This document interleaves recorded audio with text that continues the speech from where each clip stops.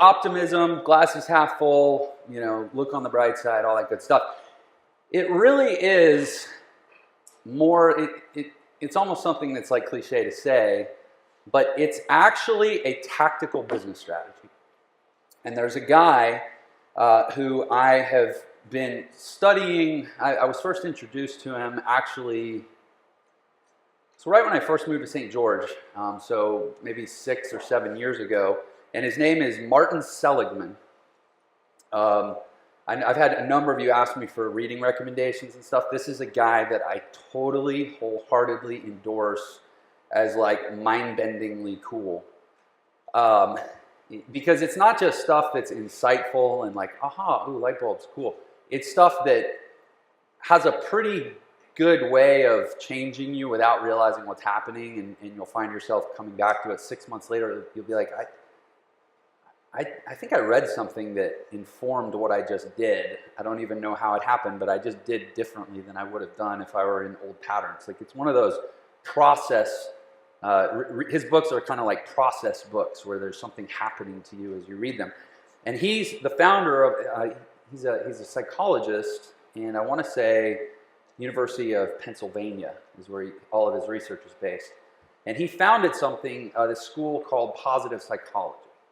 It's an actual clinical, like very organized, very well, journaled and documented branch of psychology that takes this radical approach that was actually really disruptive when he first started doing it, of saying, can't we just be optimists about all this? Can't we just stop focusing so much on our problems? Can't we look on the bright side?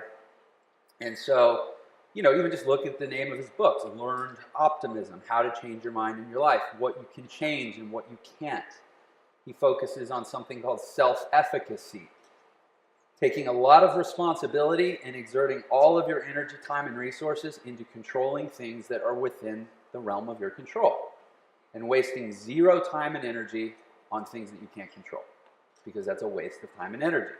So it's also, a lot of it's about energy optimization, tackling things that you can actually tackle.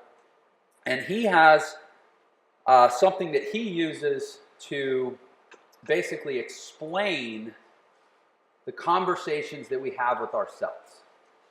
And the conversations that we have with ourselves are really, really important, I think, when you're an entrepreneur, because who did Andrew say said it? Was it John Maxwell or Jim Rome or something, that entrepreneurs like the loneliest? Oh no, it was Glazer. Bill Glazer? Dan Kennedy's Glazer Kennedy partner. Yeah.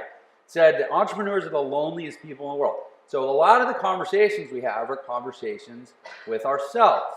So I think that a whole scientific theory based on understanding the way we talk to ourselves is particularly useful for entrepreneurs.